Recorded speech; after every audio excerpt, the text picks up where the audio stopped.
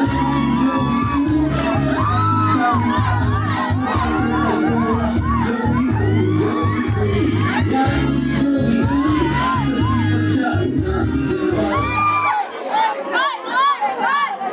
love you.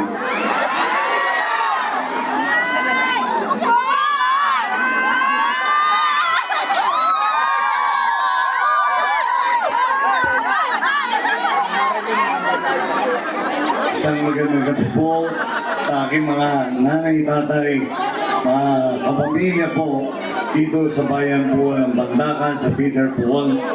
At syempre, kay Chairman Tita Renet, kay Chairman Gurming, sa lahat ng mga barangay kagawad, Secretary, Treasurer, mga SK, sa ating mga masipag na tanod na umagapay sa katahimikan ng ating barangayan. Walang-una po, kahindulutan niyo po makapagpasalamat ang inyong anak na si Joey Uy sa panahon na pinigay niyo ngayong gabi sa Your Miss Choice. Maraming salamat po. Nung nakaraan, isa't kalahating buwan, 6 weeks ago, nakipagkapihan po ko sa aking mga nanay, tatay, aking mga kapamilya, lalo-lalo na po dito sa Peter Paul at sa mga katabing barangay natin. Mga nanay, hindi lang po kayo ang naghihingayin ng mga sinabi nyo nung nakapag-ugnayan po ang inyong anak na si Joey Uy. Bagkus sa buong distrito po. Kaya, Nay, ang tatlong prioridad na programang gagawin po natin. Unang-una po sa pangkalusugan. Tayo po magbibigay sa lahat ng mga nanay-tatay ko o sa lahat ng mga senior citizen ng maintenance. Yung tatlong basic lang po. Maintenance sa diabetes, sa high blood, sa cholesterol. Approve po ba yun? At ang sabi ko, nung ako po'y nakikipag-ugnayan sa inyo, sabi ko po, buwan-buwan nagbibigay ako. Nagpa-research po ako. Uupira naman ba lang 3 buwan na supply ang ibibigay ko po. May awa pong Panginoon pagka nasungkit kong tagumpay. 3 months supply na po. Bakit? Ang sabi po ng nanay ko, anak, kapag tutulong ka, lubos-lubosin mo na. Approve po ba sa inyo? Everything na sa supply? Pangalawa, lalo-lalo ng mga nanay-tatay ko, sabi niya, no way nakipag-ugnayan, sabi niya, anak, walang scholarship program. May scholar ka pa. Sabi ko, Nay, hayaan nyo, gagawan ko po ng paraan yan. Dahil ako, lahat po ng mga ginawa ko, nung ako'y pinagkatiwalaan nyo, noong 2004, isa, wala po akong pinangako dyan. Lahat po na sinabi ko si Christian Joey Uy, ginawa ko lang yan na walang pangako. Tayo po, maglalaan po tayo ng 50 million pesos taon-taon para sa scholarship program ng aking inyong mga anak at ng inyong mga apo. Approve po ba yun? Sabi ko nga, may pantay na karapatan ng inyong anak na si Joey Uy. Kapag 10,000 po nangangailangan ng scholarship sa kolehiyo, 10,000 divided by 50 million equals 5,000. Tama po ba yun? Kaysa wala. Tama po ba yun? Pero kung 5,000 lang po ang nangangailangan na estudyante, na scholar para sa kolehiyo, 5,000 divided by 50 million equals 10,000 pesos taon-taon po para pandagdag man lang sa paggastos sa inyong mga anak at sa inyong mga apo. Approve po ba yan?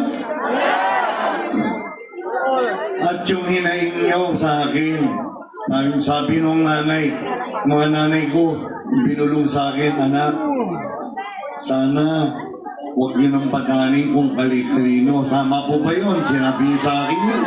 Tama po.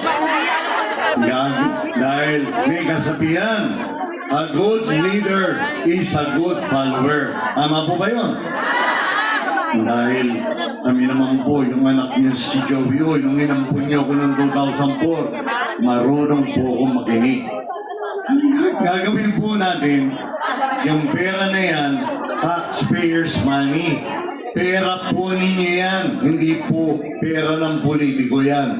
Kayo po ang magluluklok sa amin at kami po ang mangangalaga ng mga pera ninyo nung tawag dyan pera galing sa kaban ng bayan. Ililipat lang po natin yan sa government financial institution which is Land Bank or DBP. Gaya nga nasabi nyo, ayun yung pala kung saan, baka kung dumaan pa sa iba yan, baka maluba, malaglag pa yung pang ibibigay natin. Tama po ba? Ang gagawin ko, galing sa bangko, pag-open ko po ng ATM yung mga anak nyo at yung mga apo. Para pagdating po, galing sa kaban ng bayan, ililipat lang sa bangko ng gobyerno, diretso na sa mga anak nyo at sa inyong mga apo. Okay po ba yun? Dahil alam niyo naman, kung ano sabihin niyo sa anak niyo, gagawin ko po kapag tama. Hindi ko tayo gagawa ng mali. Approve? Pangatlo, ang sabi niyo, pagka nakagraduate yung mga anak niyo, mga apo niyo, lalo na yung mga nanay tatay ko, pati apo, iniintindi pa. Imbis na wala nang iniintindi. Tama, mami? Tayo po, magre-recommenda po tayo sa mga kumpanya, yung mga fast food chain. Magkakaroon po tayo ng job fair. Kaya nasabi ko, sa totoo lang, hindi ko may papasok lang dyan. Yan ang katotohanan. Kaya sabi na ng nanay ko, pagsasama ng tapat, pagsasama ng maluwag. Tama po ba? Ano solusyon ng inyong anak na si Joey? Livelihood Training Program. Kung ano po yung passion, kung ano po yung hilig ng kada mga tita, tito ko, o mga anak po, mga apo nyo, yun po ang ipapapa natin. Yun ang iti-training natin para hindi na po kayo mamasahe. Parang ginagawa ko sa tuli, inilalapit ko. Tama po ba yun? Approve? Dahil sa aking pananaw, tututukan ko po yan. Bakit? Dahil gusto ko po maihaon kayo sa kahirapan sa pamamagitan ng Livelihood Training Program. Dahil yan, yung pag-umpisa ng hanap buhay tungo sa pag-unlad ng kada kapamilya ko o aking mga nanay. Dito, lalong-lalo na dito po sa Peter Paul, Pandakan. Approve? Yan po yung tatlong prioridad. Dahil nung ako'y nakipagkapi yan, sabi nyo, anak, wala ka daw libreng burial services. Sabi ko, Nay, kahit kayo po maging congresswoman, sir, kayo maging congressman, ordinaryo lang po yan, yung free burial services. Pero magkakaiba natin sa pangkasalukuyan, yung free burial services natin, kasi sabi nung iba pagka lumaki yung batay, may dagdag na daw na 20,000, 25,000. Tama po ba yun? Sabi niyo yun. Tama po. Kay Joey po, pagka sinabing libre, tama po ba yun? Lahat ng servisyo sa City Hall, libre. Approve? Tayo po, huwag naman tumama sa pato. Kapag ang batay is small, medium, large, extra large, double X, triple X, pag sinabi ni Joey, libre, 100% libre, wala po kayo dadagdag kahit sa mamera. Approve?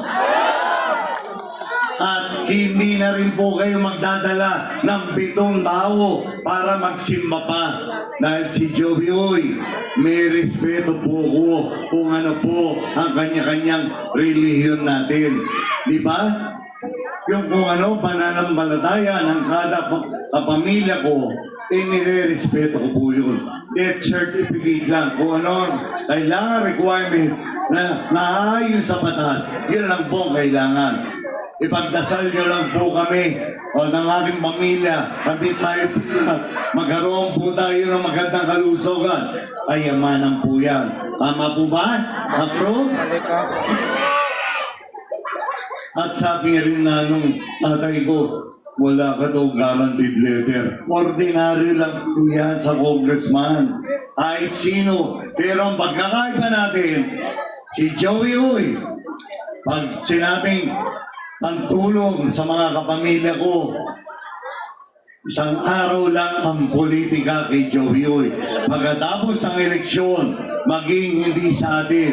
Kaya panahon na po, hikayatin niyo na po, papunta na po sa Yormes Choy.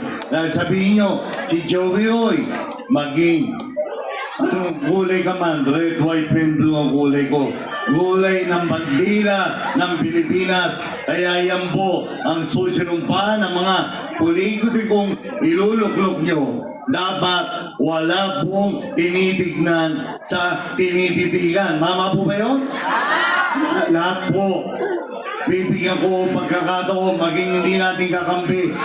Tutulungan natin. Kaya hikayatin nyo na po sumama sa Yormes Choice. Dahil ang Yormes Choice matamis magserbisyo. Approve? Yung mga ayuda na sinasabi. Sabi nga ng mga nanay tatay ko, binubulong sa akin. Diba? Naman ay, yung mga ayuda na yan, Nay, kahit kayo maging congresswoman, congressman, ibibigay niyan. Sabi nga ni Senator Aimee, yung mga akap sa amin. Pero kay Joey Uy, kung sino po ang tatamaan ng programang akap, AIX, tupad, bibigyan ko ng pagkakataon, makatikim lahat niyan. Approve? Walang balakasan kay Joey Uy. Alam niya yan. Ama po? At saka yung binulong niyo sa akin, sabi niyo sa akin, anak, sabi niyo, sana makamalubak na naman, di ba? Kay Joey Uy, makikisuyo tayo sa mga barangay official, pero ang sabi niyo, i-direkta ko sa inyo. Approve? Diba may kasabihan, kapag gusto, may paraan. Pag ayaw, may kahilan. Dahil yan po ang gusto nyo. Kay Joey Uy, kayo po magluluklok sa akin. May hawa ang Panginoon, nasungkit ko, kumpay. Lahat po ng sinabi ni Joey Uy, gagawin po natin yan. Dahil kung ano gusto nyo, kayo masusunod dahil kayo ang boss ko. Approve?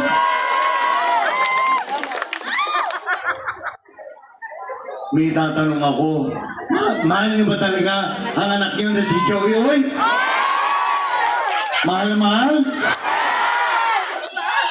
Sasamahan niyo ako sa laban ko sa kongreso?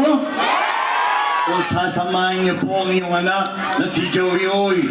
Alam niyo naman, ang iyong anak na si Joey Uy may prinsipyo. Pag sinabi, hindi may paninindigan. Yan ang kailangan natin sa politiko, hindi yung mga nangangako lang. Tama? Talagang sasamahan nyo? Game na ba kayo? Kung game na kayo, tulungan nyo rin po ang buong lineup ng Yormes Choice. Approve? Tulungan mo natin ang magbabalik na alkalde ng Luzon na Maynila. Walang iba. Ang ininay natin magbabalik. Yorme, Isko, Moreno, yung Pagoso. At siyempre, hindi po kaya ni Yorme yan. Hindi natin kakampi ang Vice Mayor.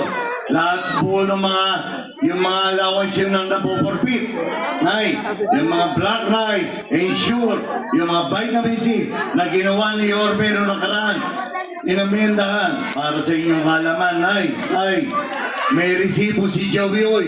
Hindi po ko bumoto dyan. Patignan nyo sa anak nyo, sa apo nyo. Dahil kay Joey Oy, pag tama, mali, hindi ako bumoto dyan. Kaya tulungan mo natin ang Vice Mayor ng Yorme Choice. Approve? Tulungan mo natin ang susunod na PC Alcalde ng Luzon na Maynila. Walang iba, Vice Mayor Chi Atienza. At tulungan na rin po natin si Senator Raimi. Approve? Tambang na di ba? Tulungan po na rin natin ang buong lineup ng Yorme Choice. Bakit? Dahil pagkain namin dahil yung batas, ititiripon-tiripon lang nila yan. Di ba? O kontra-kontra pa. Straight? Tulungan mo natin.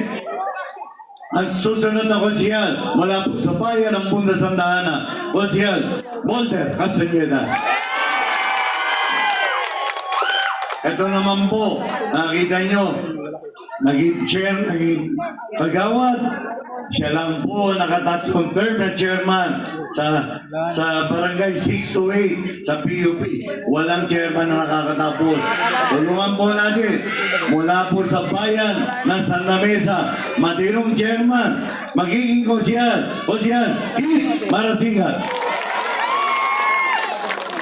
Ito naman po, naging tatlong term na chairman din mula po sa bayan ng Bunda, Santa Ana. Tulungan po natin, Konsyal Doc Mercado.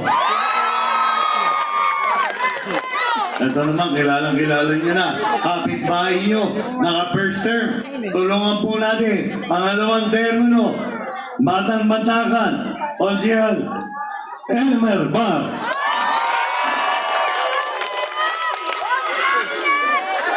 Ito naman, kilalang-kilala niyo na ito. Bata pa ho ko, konsyel na ito. Nakita niyo, pinasabog na, bumangon pa para magserbisyo. Ikatlong termino, mula po sa bayan ng Santa Ana. O magpapalik, third term, konsyel Lou Piloto.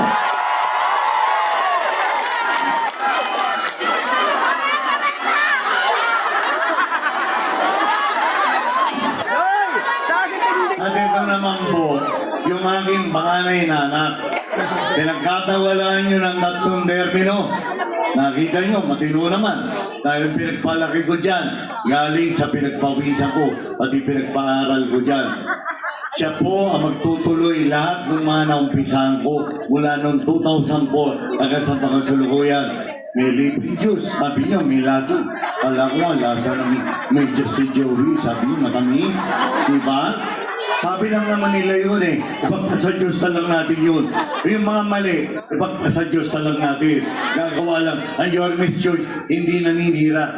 Gagawa na lang tayo ng puro mabuti. Approve? Tulungan po natin para maipagpatuloy po yung mga naumpisang problema ni Joey Oy. Magpapalik, Konsyel Christian Joey Oy. At paintulutan niyo pong makapagpasalamat ang inyong anak na si Joey Oy sa pagtitiwala niyo sa inyong anak na si Joey Oy. O Mamilya Oy, ang pwede ko naman po may pagmalaki kahit papano sa mga nanay, tatay ko, mga kapamilya ko dito sa bayan ng Pandakan. Ang inyong anak na si Joey po, minsan po, hindi po kami nasangkot sa anumang katiwalian mula unang araw, June 30, 12 noon, 2004, hanggang sa pagkasalukuyan. Halos 21 taon niya na po kami pinagkakatiwalaan. May awa po Panginoon, sa tulong po ng Panginoon, sa tulong ng mga nanay, tatay ko at mga kapamilya ko, pagka nasungkit ko po ang tagumpay, makakaasa po kayo na susukli ako po ulit ng isang madupat at dire-diretsong pagsaservisyo sa abot po lang aking makakaya. Gawin lang po, servisyo, hindi negosyo.